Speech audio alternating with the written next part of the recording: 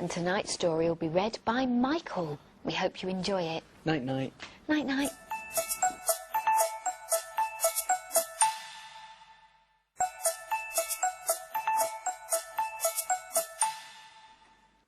Hello, I'm Michael. Andrew and me are playing a game.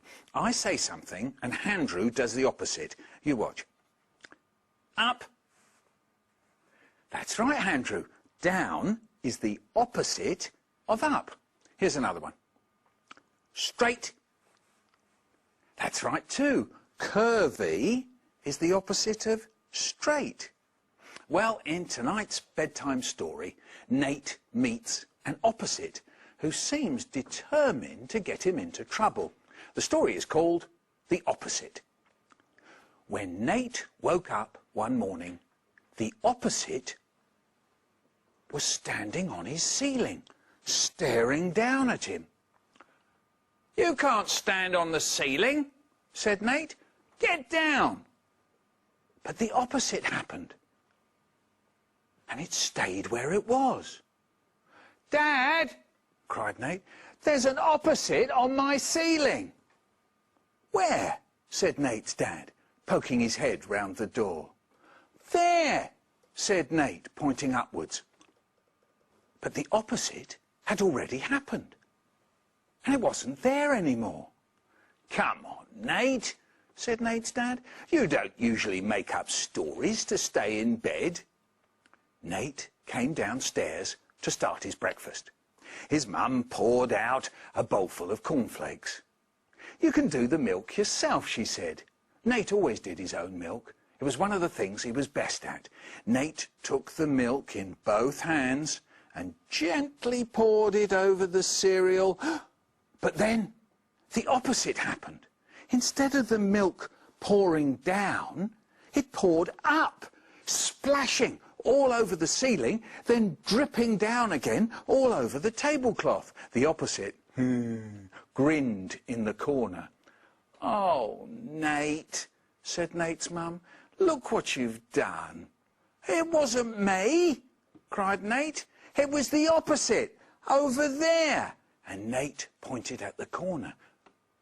But the opposite had already happened, and it wasn't there anymore. "Come on, Nate," said Nate's mum. "You're not usually so clumsy."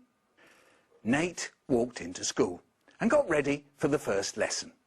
Nate's teacher asked the children to paint a picture of their favourite animal. Nate decided to paint an elephant.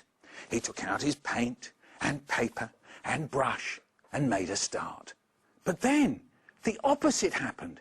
Instead of the paint going on the paper, it went on Nate's head, then on the floor, then on the walls, and then on his teacher. The paint went everywhere except on the paper, which stayed as blank and clean as ever.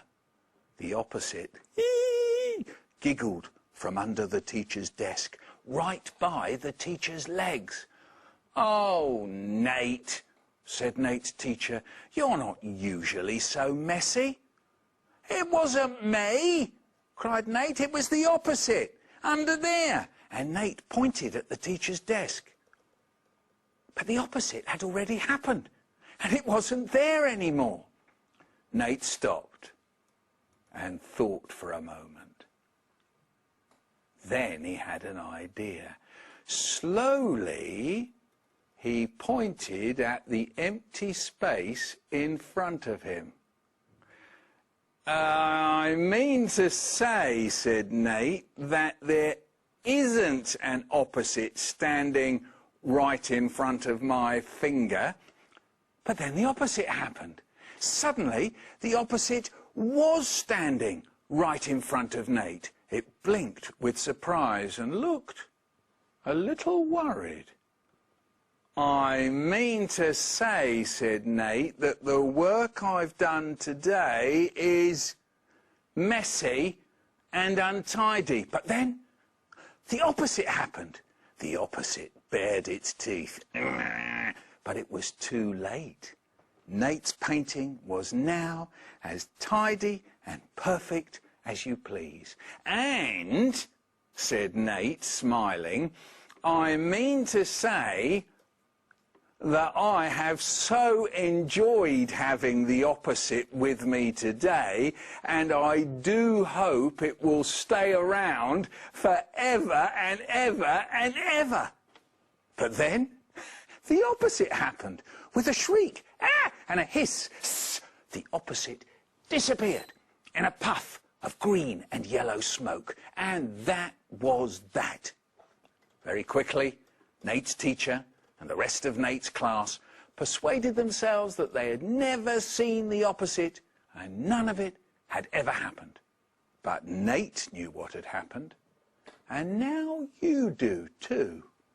And if you ever meet an opposite, you'll know how to deal with it. The next morning, when Nate woke up, the opposite was standing on the ceiling, staring down at him. "Oh, good," said Nate. "I hope this story goes on forever and ever." The end. And that story was called The Opposite. You know, I think it would be really interesting to meet the opposite. Oh, I wish that today went on forever and ever. What? What's that, Andrew? Oh, I see. Andrew's pretending to be the opposite and telling me that today can't go on forever, as it's time to go to bed. But I'll see you soon for another story. Good night. Now, Andrew, I know another opposite. Look, if you stay there, you're near.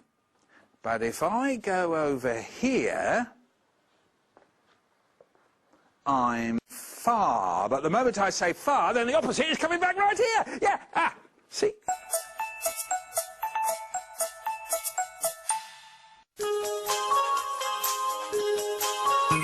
The time has come to say good night, to say sleep tight till the morning light.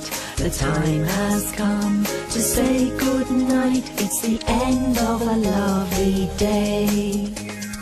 We had so much fun today, tomorrow's just a dream away. And now it's time to say good night at the end of a